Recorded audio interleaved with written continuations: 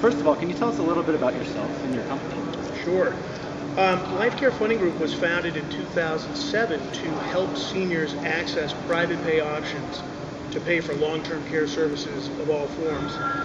My career in the insurance industry actually goes back to my days in Washington, D.C. I used to be with two of the largest insurance industry trade groups, the old Health Insurance Association of America, HIAA, which is now AHIP, representing all of the health insurance and managed care companies. And then I was also a senior vice president with the American Council of Life Insurers, ACLI, representing all the life insurance, long-term care, and disability insurers across the United States. I left Washington, D.C. a few years ago, and we founded Life Care Funding Group, as I said, in 2007, with the idea to specifically work in partnership with the long-term care providers, assisted living communities, nursing homes, and healthcare companies, to help the consumer access private pay options to fund their long-term care and senior housing options. A lot of scary things are being written about the LTCI industry lately. What are your thoughts on the current state of the industry? Well, you know, the long-term care insurance industry, it's interesting because I remember back when I was with those groups in Washington, D.C. in the mid-90s through the early 2000s, there was always a lot of talk about the coming baby boomer crush and the aging population and the need to, how are we going to address funding their care? And long-term care insurance was always looked at as the solution. That was going to be the private market solution.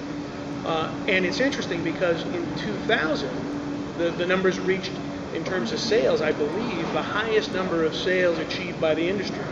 And you would think 11 years later, those numbers would have grown, but instead they shrank. And it was very interesting to me to watch that instead of what the industry assumed would be continuing growth over that decade period to today, it actually, the opposite happened. And we saw the very unexpected news of MetLife leaving the market. When I looked at that, I thought to myself, that's amazing. I mean, MetLife, in essence, invented the long-term care insurance product and marketplace, and them announcing that they would leave long-term care insurance sales because they couldn't make it work was tantamount to General Motors saying, we're not going to sell cars anymore because we can't make it work.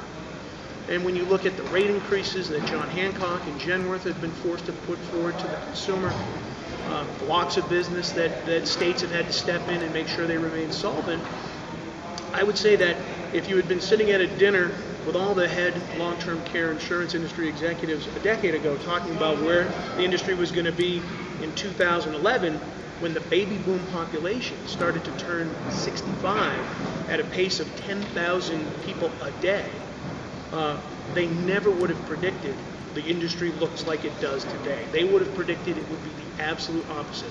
Sales would have been booming. More companies would have been entering the market. Rates would be stable. The consumer would be flocking to the product. Unfortunately, the opposite occurred. And for agents, it's not a call to abandon the product by any means, but it is a wake-up call to the industry on the producer side and the carrier side to figure out how to make the product priced correctly, get the benefits into the hands of the people that need it, and provide a very important service to a market that is exploding and needs private pay options now more than ever. And I've read that part of the problem is that the industry may have been begun on incorrect pricing models, or based on incorrect pricing models. Do you believe that's the case? Yeah, Paul, I think a couple of things that really ended up hurting the industry was they did underprice the product. Market share was the driver, and they underpriced the product. There was a very competitive marketplace with a lot of carriers getting in, because it was a gold rush mentality in the 90s, looking forward into when the baby boomer crush was going to hit. I remember being there watching it all happening, and it was really a pricing-driven model, and so the product was underpriced, and it ended up biting them. They also underestimated the persistency of the product. They thought a lot more of the policies, like life insurance products, were going to be abandoned, that consumers were going to walk away and let go of those products. But in some ways, ironically, you know, the consumer who bought the long-term care policy hung on to it. They're not abandoning those products. They're hanging on to them. They plan on using them. and you had a very, very significant underpricing and underestimation of the persistency of the consumer to keep that policy in force and use it.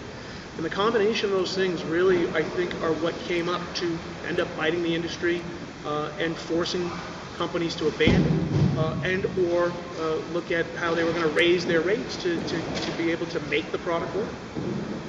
And you may have just touched on this a little bit, but what are some of the top challenges that are facing advisors today in this industry?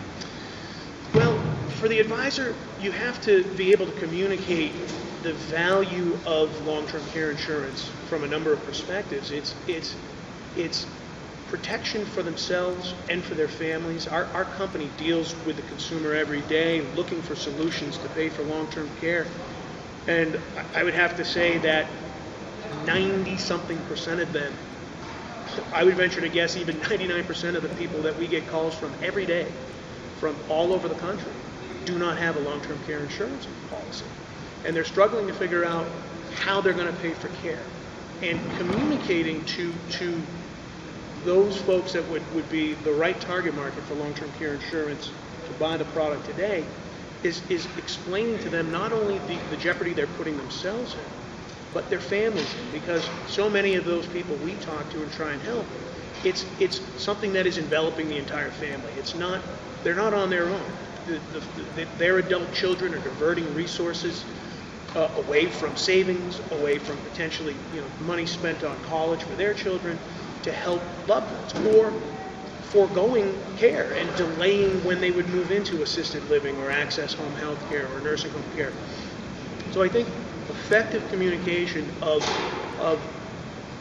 the dangers that lie for a consumer who is not prepared for long-term care is a very powerful selling tool for the advisor, and a very important fiduciary responsibility, quite frankly, to let them know the reality of the situation.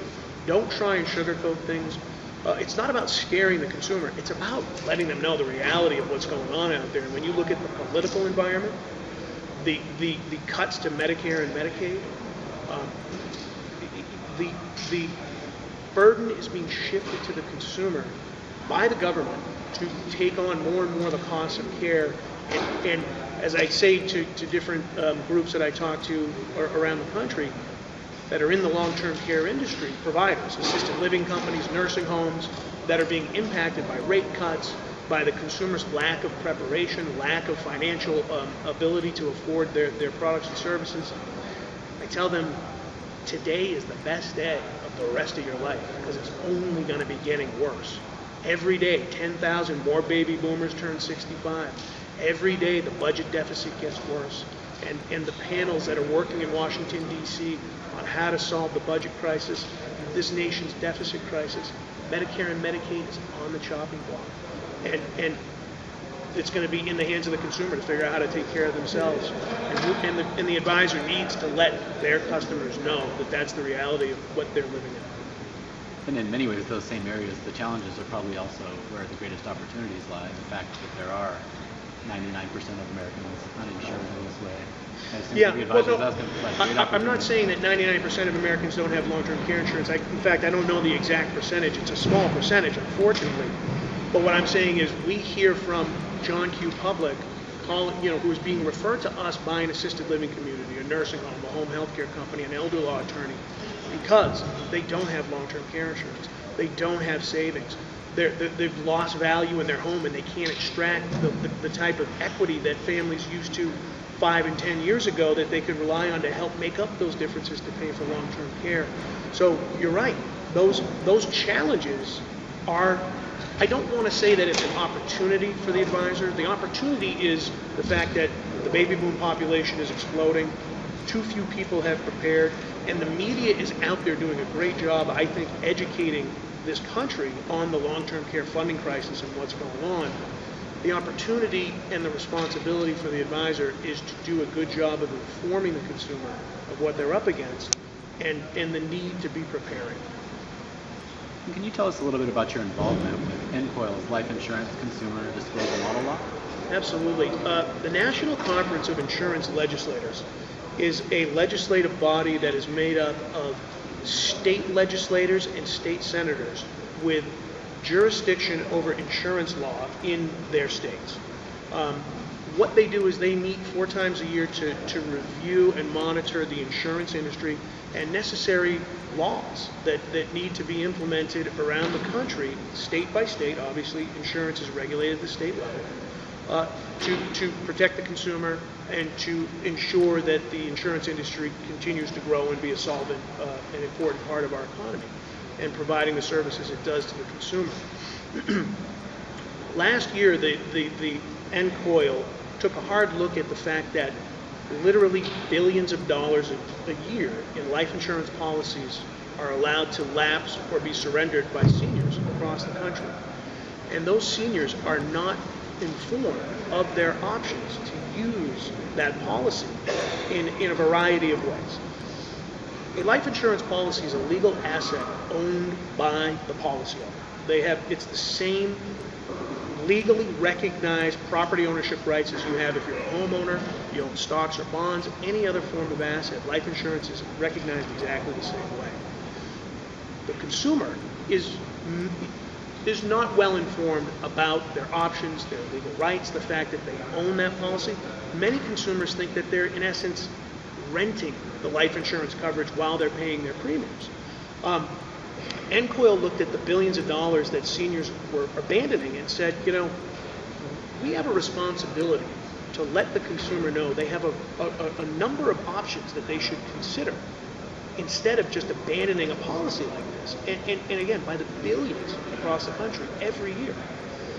In particular, one of the things that they looked very strongly at was the use of a life insurance policy to help pay for long-term care by converting it to another form to help pay for long-term care. Keeping the policy in force and extracting its present-day value for the consumer as opposed to abandoning it or surrendering it for cash value that would be less than they might be able to get if they were to do something else with the policy.